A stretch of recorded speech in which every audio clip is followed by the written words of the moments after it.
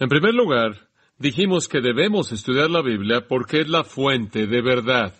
Jesús dijo en Juan 17:17, tu palabra es verdad. Una gran declaración. Y hablamos del cinismo de Pilato, quien dijo ¿qué es verdad? En segundo lugar, le dijimos que debemos estudiar la Biblia porque la Biblia no solo es la fuente de verdad, sino que es la fuente de felicidad, es la fuente de gozo. De hecho, citamos de las palabras de Jesús, que si oyes mis palabras y las guardas, mi gozo permanecerá en vosotros. Las palabras de Juan, estas cosas os he escrito para que vuestro gozo sea cumplido. Las palabras de Proverbios, feliz o bienaventurado es el hombre que me oye. Las palabras de Lucas 11:28, bienaventurados los que oyen la palabra de Dios y la obedecen. Esa es la fuente de gozo.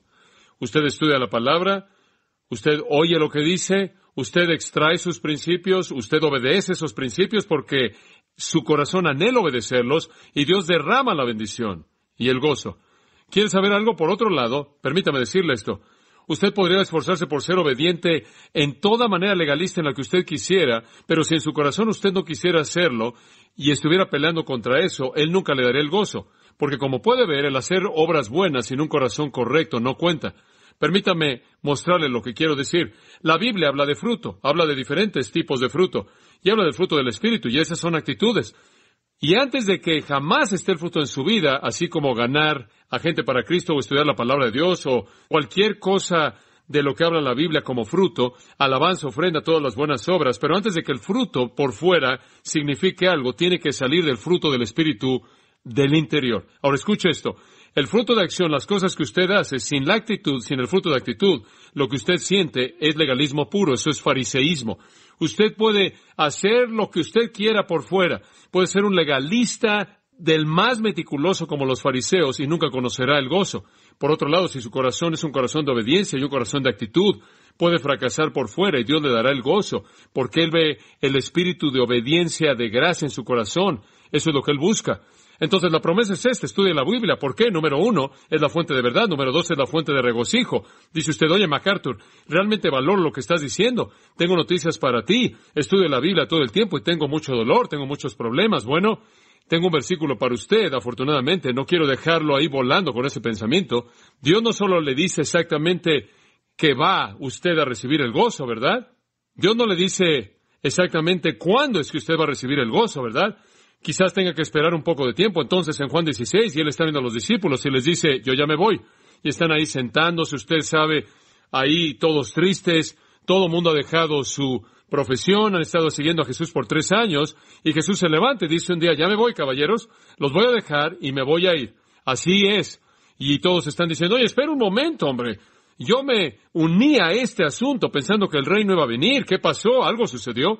Y tienen mucha tristeza, están muy tristes, y Jesús dice en Juan 16:20, de cierto os digo que lloraréis y os lamentaréis, pero el mundo se regocijaré, y vosotros estaréis tristes. Ahora escuchen, pero vuestra tristeza se convertirá en gozo. En otras palabras, tiene que reconocer que algunas veces va a haber tristeza antes de que llegue a haber gozo.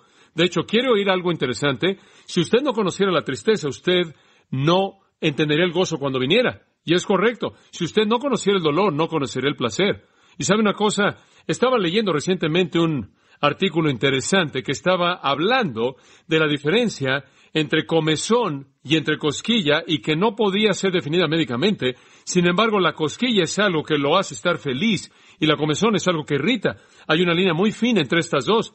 ¿Sabía usted que la diferencia entre el placer y el dolor es también una línea muy fina?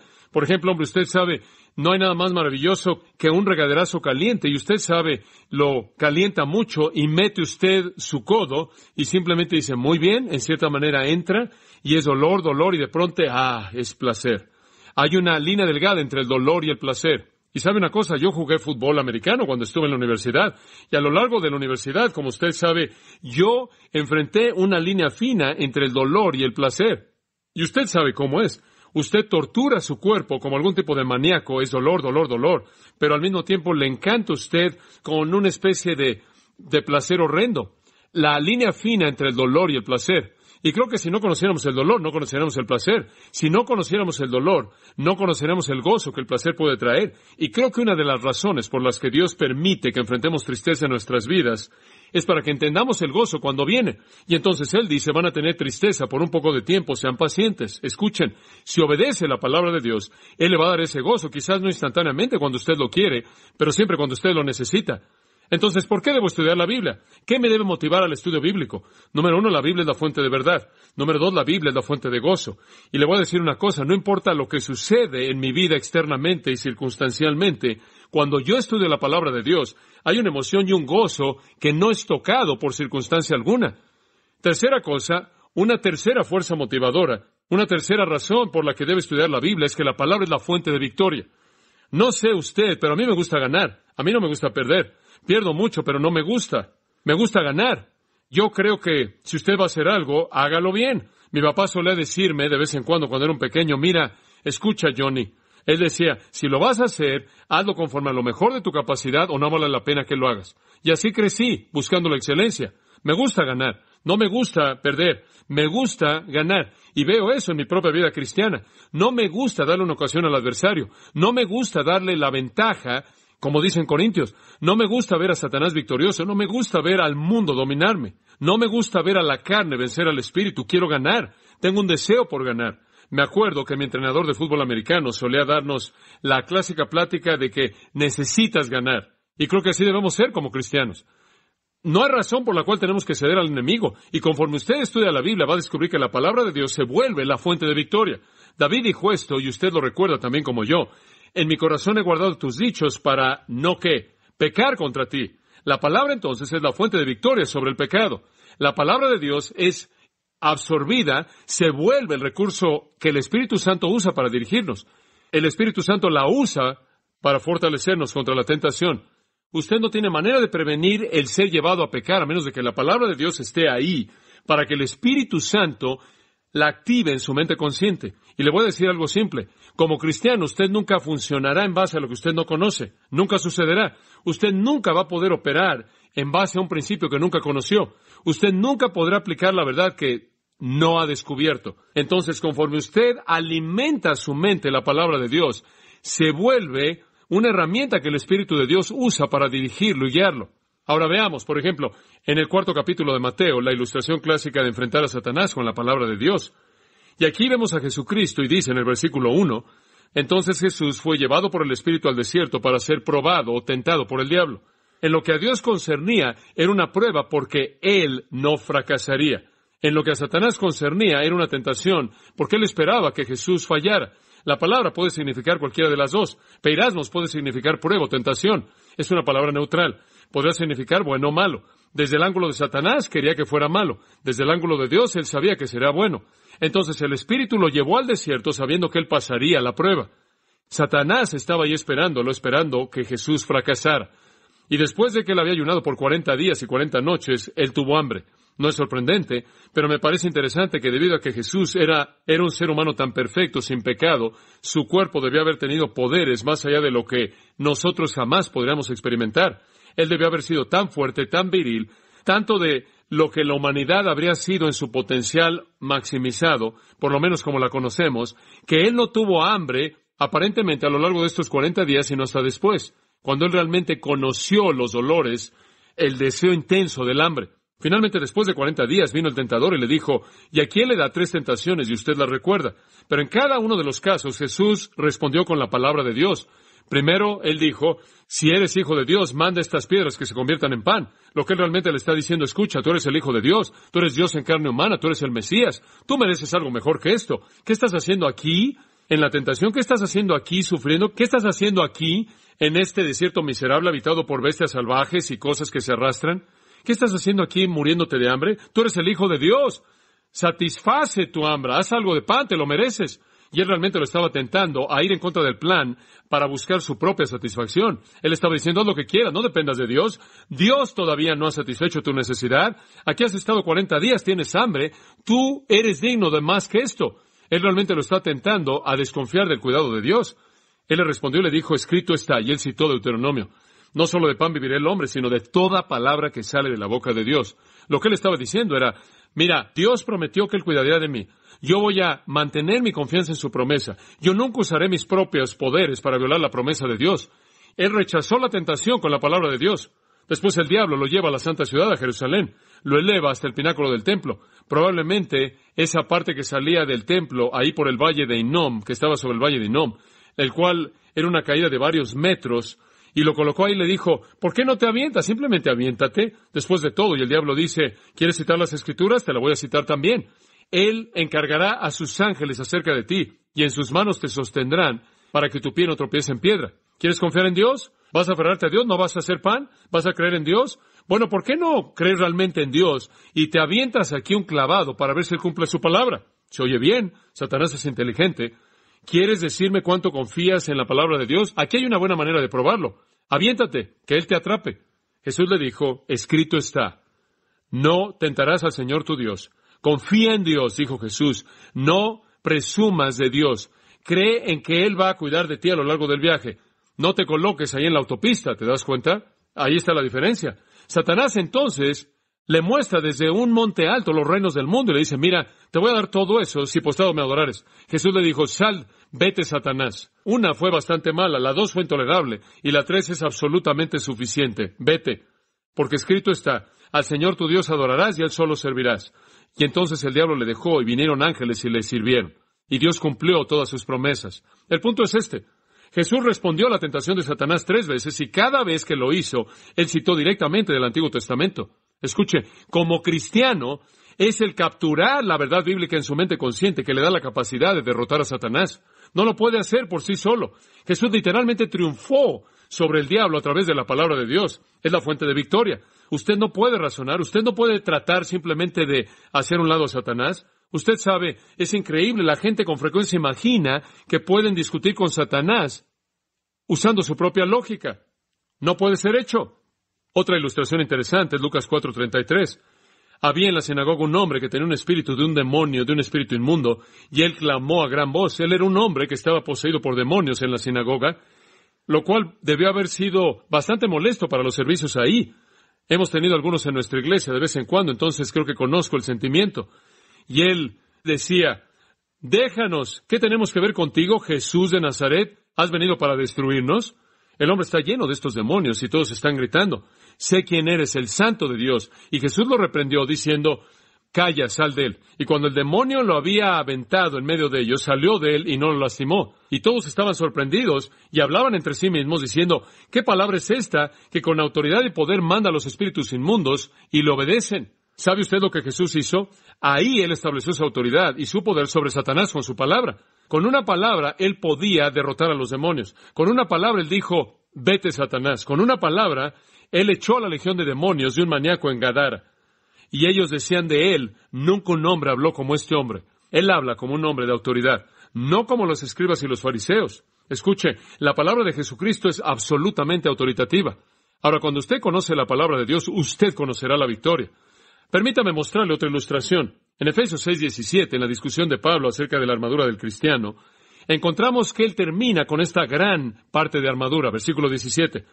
Tomad el yelmo de la salvación y la palabra del Espíritu, que es la palabra de Dios. Este es un texto tremendo. Ahora él dice que la parte final de la armadura es la espada del Espíritu, la cual es la palabra de Dios.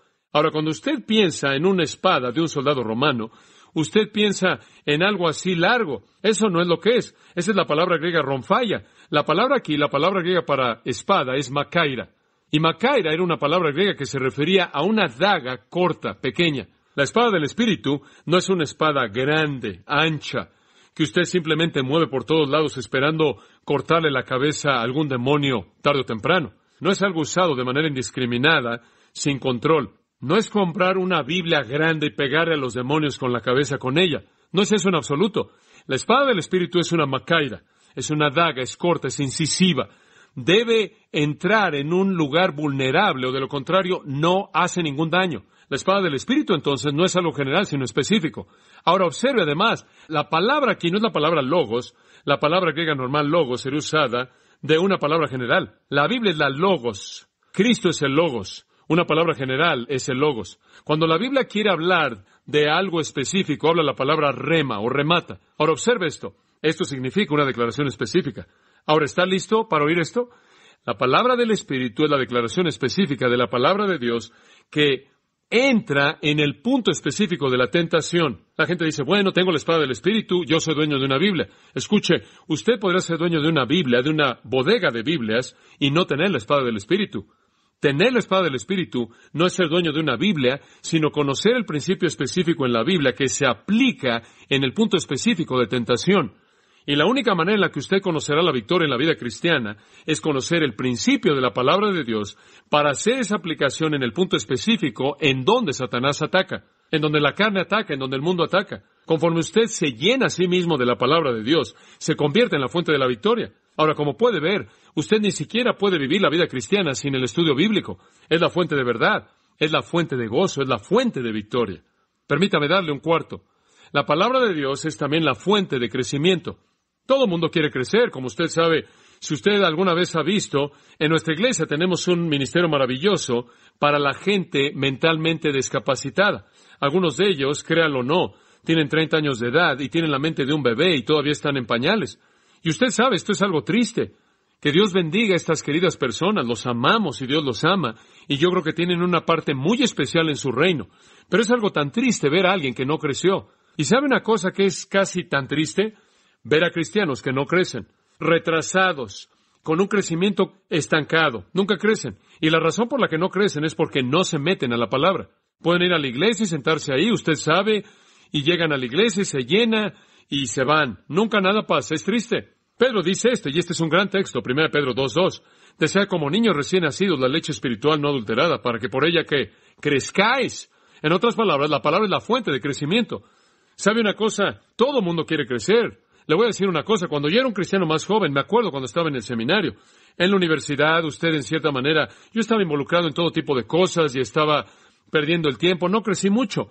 Llegué al seminario, hombre, y probé la palabra de Dios y simplemente la quería tanto de esa palabra, que difícilmente podía estar sin ella. Quería crecer y crecer y crecer. Y tuve este deseo tremendo por crecer y me di cuenta de que había solo una manera en la que iba a suceder, y eso era si yo me metía en el estudio de la palabra de Dios. Entonces, durante mis días de seminario, determiné a que realmente iba a comenzar a estudiar sistemáticamente la palabra de Dios, y ahí es cuando comencé a crecer. Mi crecimiento, y le voy a decir de manera franca, mi crecimiento es directamente proporcional al tiempo, a la cantidad de tiempo y esfuerzo que paso en el estudio de la palabra de Dios. Cuando tengo un periodo de tiempo, cuando quizás no estudio la palabra de Dios, me estanco, y cuando comienzo a estudiar, acelero. Creo que quizás los peores tiempos en mi vida en términos de crecimiento son mis tiempos de vacaciones, cuando en cierta manera yo me estanco y no hago nada, pero eso es bueno, porque medito un poco, pero el patrón de crecimiento realmente no se acerca a cuando realmente me meto en la palabra. Y lo que es interesante, en el versículo 1, en cierta manera, presenta la base.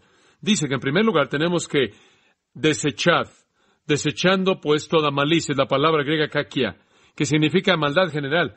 Tiene que hacer a un lado la maldad, el engaño. Engaño quiere decir engañar. Es la palabra griega para un anzuelo, para un pez, hipocresía, envidia y hablar mal. En otras palabras, usted hace a un lado todas las cosas malas, confiesa su pecado, endereza su vida, limpia su vida, después entra la palabra con un deseo tremendo y después comienza a crecer. Ahí es cuando la palabra puede hacerlo crecer. Y sabe una cosa, entre más crece usted, más emocionante se vuelve. La palabra es una fuente de vida, usted madura, usted es enriquecido, usted se fortalece, y conforme usted crece, y conforme usted se vuelve más fuerte, usted puede derrotar a Satanás. Y conforme usted crece, usted conoce más acerca de Dios y su naturaleza. Usted es enriquecido de toda manera, usted es enriquecido en toda manera posible. En Juan 6:63 Jesús dijo esto: las palabras que yo os hablo son espíritu y son vida. Jeremías dijo, fueron halladas tus palabras por mí, yo las comí. Alimentarse de la palabra de Dios. Y después en Juan 1:18 dice, Él de su voluntad nos hizo nacer por la palabra de verdad. La palabra da vida. La palabra sustenta la vida. La palabra edifica la vida. Es nutrición tremenda. Creo que es 1 Timoteo 4 que añade a nuestro entendimiento esto. Versículo 6 dice, si esto enseñas a los hermanos, serás buen ministro de Jesucristo. Escuche esta gran línea, esta gran frase. Nutrido con las palabras de la fe. La palabra nos nutre, nos alimenta, nos edifica, hace que crezcamos. Al final de 2 de Pedro, Después de que Él ha dado las declaraciones tremendas acerca del colapso del universo, y Él ha hablado de los elementos que se van a derretir con calor ardiente y todas esas otras cosas, y cómo todo va a terminar, Él dice, ¿qué debemos hacer? Debemos crecer en la gracia y el conocimiento del Señor Jesucristo. Crecer, crecer, y crecemos conforme nos alimentamos de la palabra de Dios. Dios quiere que maduremos. Él quiere que nos edifiquemos. Él quiere que nos fortalezcamos. Y de hecho, si usted examina 1 Juan 2, usted encuentra el patrón del crecimiento exactamente ahí. Una de las escrituras más importantes en toda la Biblia. Escuche lo que dice. Os he escrito a vosotros, padres, porque habéis conocido al que es desde el principio.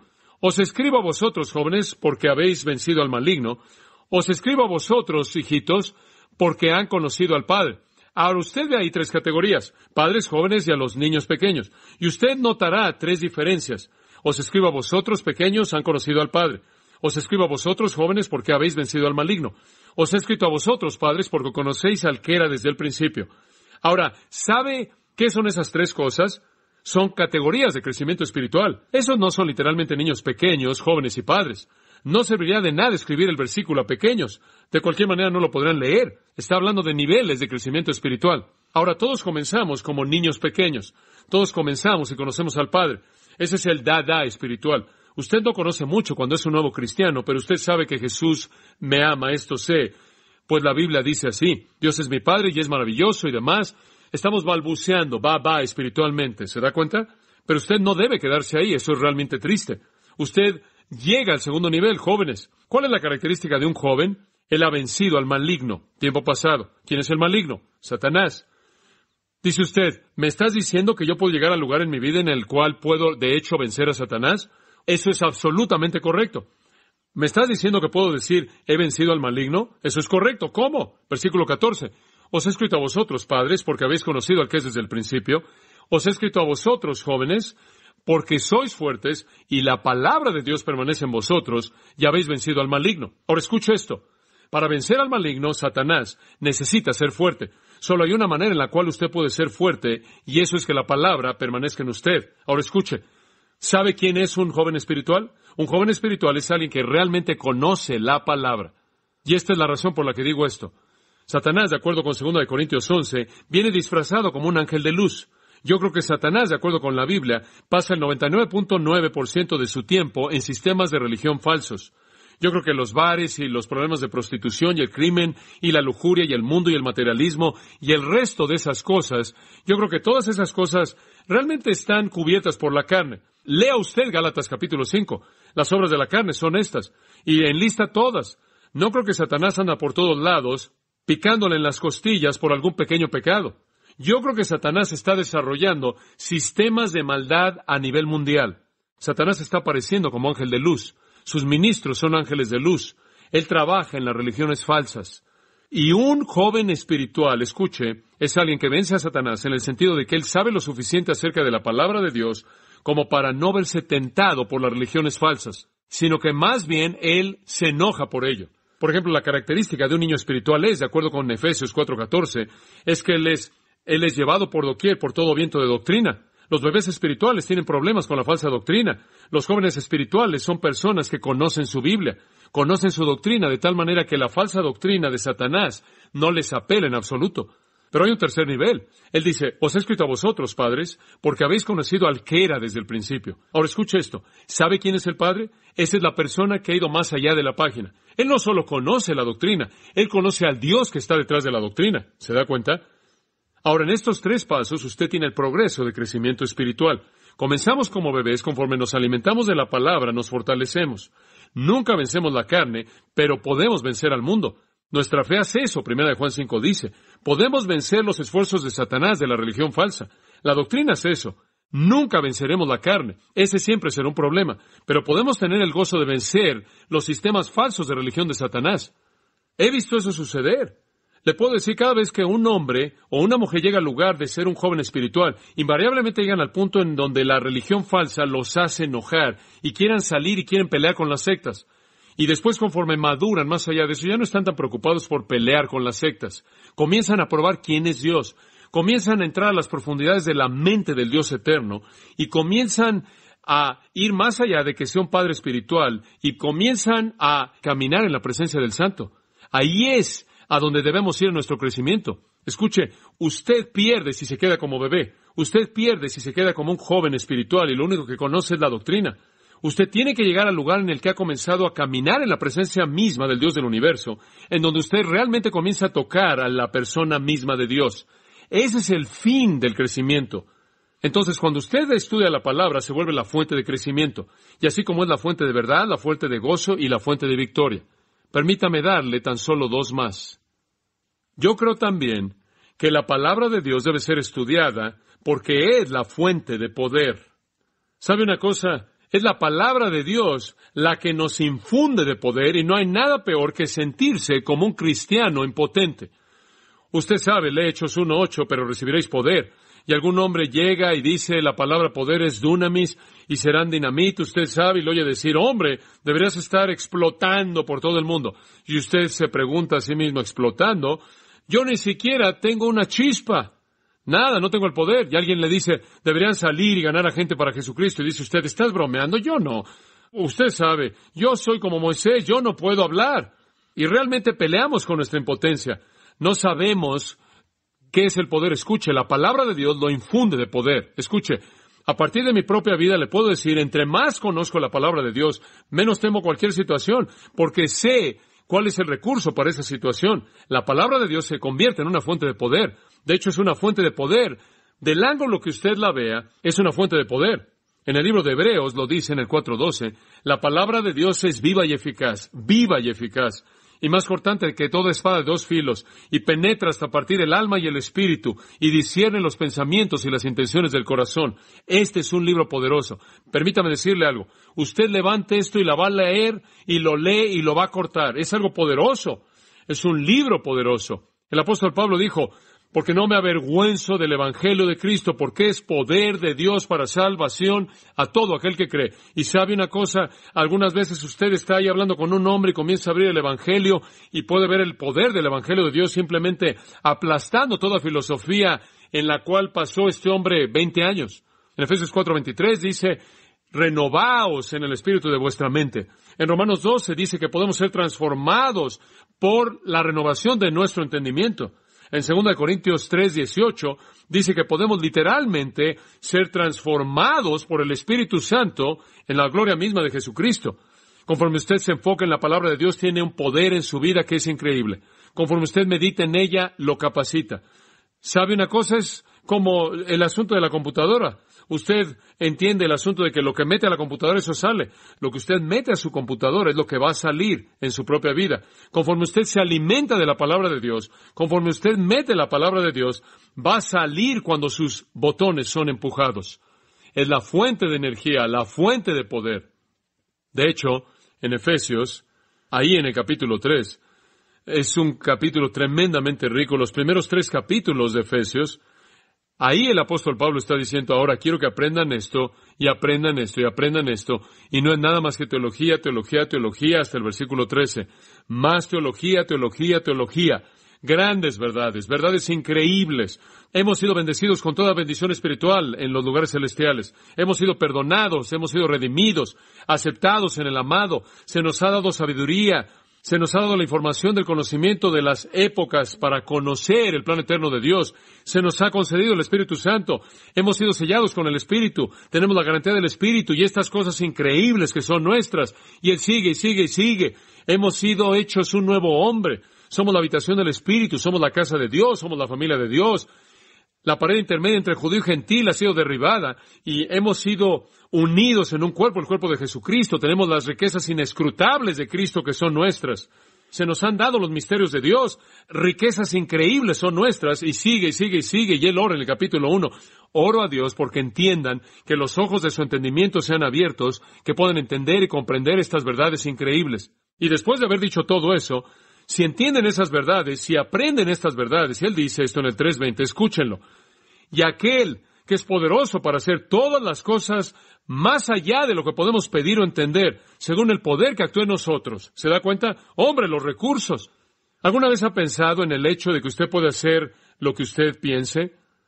¿Usted a veces ha llegado a pensar en el hecho de que usted puede hacer mucho más allá de lo que pueda pensar? ¿Alguna vez llega a pensar en el hecho de que usted puede hacer mucho más abundantemente de lo que puede pedir o entender? Eso es mucho poder, ¿no es cierto? Francamente, no tiene sentido estar ahí en la orilla con ese tipo de recursos. Conforme usted se alimenta de la palabra de Dios, tiene un efecto poderoso. Hace que su vida sea una fuente de energía en la confrontación con cualquier persona en cualquier momento. Entonces debemos estudiar la palabra de Dios porque es la fuente de la verdad, la fuente de la felicidad, la fuente de la victoria, la fuente del crecimiento, la fuente del poder y uno más. Debemos estudiar la Biblia porque es la fuente de guía. Guía. ¿Sabe una cosa? Cuando yo quiero saber lo que Dios quiere que yo haga, voy a la palabra. La gente dice, estoy buscando la voluntad de Dios. Usted los oye decir eso todo el tiempo. Escribió un libro acerca de eso que se llama Encontrada, la voluntad de Dios. Simplemente para que la gente sepa que no estaba perdido. Todo el mundo quiere encontrar dónde está la voluntad de Dios. Creen que Dios juega a las escondidas y se esconde y esconda su voluntad y les dice a la gente, más tibio, caliente. Eso no es verdad. La voluntad de Dios es fácil de encontrar. Está aquí en su libro. Si usted estudia la Biblia, usted va a encontrar una y otra vez la frase, esta es la voluntad de Dios, esta es la voluntad de Dios, esta es la voluntad de Dios. Y usted puede conocer la voluntad de Dios al estudiar la palabra de Dios. ¿Qué dice el Salmo 119, 105? Simplemente dice que lámpara es a mis pies tu palabra y lumbrera mi camino. Bastante simple. La palabra es una guía. Conforme abro la palabra de Dios me guía. Es sorprendente ver cómo Dios me habla a través de su palabra. Si tengo que tomar una decisión, encuentro lugar en la Biblia, quizás en donde alguien en el Antiguo o Nuevo Testamento luchó con una decisión semejante. Trato de ver cómo Dios los llevó ahí. O voy a un texto en la Biblia que me da una respuesta directa. Dios nos guía a partir de su libro. Él nos dirige a partir de su libro. Hay un elemento subjetivo en esto también, como usted sabe. Como cristiano tenemos al Espíritu Santo. 1 Juan 2:20 dice que el Espíritu mora en nosotros. 1 Juan 2:27 dice que tenemos una unción de Dios. No necesitamos sabiduría humana. El Espíritu Santo nos va a enseñar. Y lo que sucede es esto. Cuando usted estudia la Biblia, el Espíritu Santo en usted toma la palabra de Dios y hace una aplicación personal que le va a dar guía. Es una combinación increíble tener la verdad y al maestro de la verdad residiendo en nosotros y en combinación guían al creyente. ¿Qué hemos dicho entonces? Grandes cosas. Los beneficios de estudiar la Biblia es la fuente de la verdad, felicidad, victoria, crecimiento, poder y guía. Ahora permítame decirle esto y vamos a concluir por ahora. ¿Cuál debe ser su respuesta? Cuando usted dice, debería actuar en base a esto, si realmente es verdad, si la Biblia va a hacer todas estas cosas, entonces, ¿qué tengo que hacer? Permítame darle algunas rápidas. ¿Está lista? ¿Está listo? Ahora escuche. Número 1, créala. Y con esto quiero decir, si lo dice, créala. Créala en lo profundo de su vida. Créala en lo profundo de su vida. Jesús le dijo a Pedro en una ocasión, ¿también te quieres ir? Y él dijo, Señor, ¿a dónde vamos a ir? Tú tienes palabras de vida eterna. No te vas a poder deshacer de mí si quisieras. Encontré la fuente, me voy a quedar aquí. Si es verdad, entonces aférrese a ella. Créala. En segundo lugar, hónrela. Si es la palabra de Dios, entonces hónrela.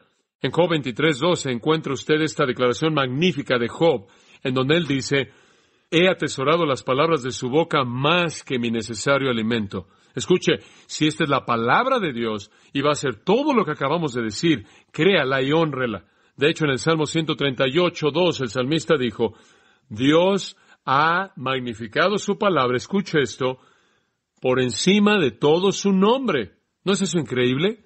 Dios honra la palabra. ¿Sabe una cosa? En Éfeso adoraban a la diosa Diana o Artemis. Hombre, le digo una cosa, pensamos en la diosa Diana, usted sabe, como algo hermoso, esbelto. La diosa Diana era una bestia horrible, fea, negra, que era una de las cosas más horrendas que jamás ha visto usted. Pero adoraban a esa cosa tan horrible al ojo. ¿Y sabe por qué? Porque había una superstición que decía que había caído del cielo, y si caía del cielo era digna de honor. Permítame decirle algo acerca de la Biblia. Cayó del cielo. Esa estatua no cayó. Esta realmente cayó. Es digna de honor. Entonces créala y hónrela. En tercer lugar, quiero decirle, ámela. Si todo esto es verdad, más vale que la ame. El salmista clamó y dijo, oh, cuánto amo yo tu ley. Oh, cómo amo yo tu ley. Salmo 119, ahí lo dijo. Y me encanta el Salmo 19. Él dijo, la ley es más dulce para mí que la miel del panal, y deseable más que el oro, sí, más que el oro afinado. Lee el Salmo 19, 7 al 10, una de las porciones más hermosas. Si esto es lo que dice, entonces créala y hónrela y ámela. Y permíteme darle una cuarta cosa, simplemente para recordarle lo que dijimos antes. Obedézcala. Si realmente es verdad, obedézcala. Responda a ella. Diga sí a ella cuando habla. Continúe en ella. Sigan la amonestación de 1 Juan 2, versículo 5. Todo aquel que guardare su palabra, en él verdaderamente el amor de Dios es perfeccionado. Si realmente es lo que dice ser, entonces créala, hónrela y ámela y obedézcala a cualquier precio. De hecho, en Romanos 6:16 dice, a quien ustedes se entregan, a quien ustedes ceden como siervos, ustedes obedecen. Si ustedes ceden como siervos a Dios, obedecen a Dios. Simplemente parte del asunto, obedézcala. En quinto lugar, me gusta esta, pelé por ella. Si realmente es verdad, pelé por ella. De hecho, en Judas 3 dice, contendáis ardientemente por la fe. Y la fe ahí significa el cuerpo de verdad revelada. Agonice por ella.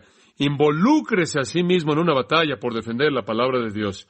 Si realmente es verdad, si realmente puede hacer las cosas que dijimos, créala, hónrela, ámela, obedézcala y pelee por ella. Permíteme darle otra. Predíquela. Segunda de Timoteo 4:2. Pablo simplemente dijo esto. Timoteo, ¿qué? Predica la palabra. Si realmente es verdad, predíquela. Finalmente, créala, hónrela, ámela, obedézcala, pelee por ella, predíquela. ¿Está listo para esta? Estúdiela. De hecho, a Timoteo le dijo en 2 Timoteo 2:15, procura con diligencia presentarte a Dios aprobado, como obrero que no tiene de qué avergonzarse, que usa bien la palabra de verdad. Y la palabra usa bien significa cortar derecho, cortarla derecho. Córtala derecho, hombre. Estúdiala para que puedas cortarla derecho, interpretarla apropiadamente. Córtala derecho. Y Pablo está usando el lenguaje de un fabricante de tiendas. Y un fabricante de tiendas hacía una tienda usando diferentes pieles de animales. Y él tomaba cada una de esas pieles de animales y cortaba cada pieza, cada parte de manera apropiada para que pudiera unir todo. Si usted no corta toda parte de manera correcta, no va a encajar el todo. Y lo que él está diciendo es que no puedes tener teología sin exégesis. No puedes tener una teología total del cristianismo a menos de que tengas los versículos correctamente interpretados. Córtala derecho y eso demanda estudio. Spurgeon dijo, todo cristiano debería estudiar la Biblia hasta que su sangre sea biblina. ¿Sabe usted lo que decían de Apolos? Ellos reconocieron a Apolos en el Nuevo Testamento, dijeron que era poderoso en las Escrituras. Entonces, mi oración por usted, entonces, para comenzar, es que usted estudie la palabra de Dios, que la proclame, que pelee por ella, que la obedezca, que la ame, que la honre, que la crea.